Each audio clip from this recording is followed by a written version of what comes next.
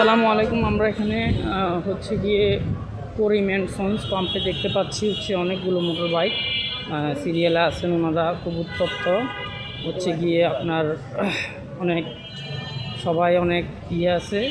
তো সবাই আসলে অনেকের সাথে কথা বলে বুঝতে পারলাম কেউ তেল পাবে কেউ পাবে না, কেউ হচ্ছে অনুভব করতেছে যে পাইলে ভালো হইতো, অনেকে আবার এরকম সংবাদও পাচ্ছে যে মানে তেল না পাওয়ার সম্ভাবনা আছে। তো আমরা আসলে এখানে দেখতে পাচ্ছি অনেক মানে অনেক লম্বা বাপুরের মাঠের পাশেই অনেক লম্বা সিরিয়াল।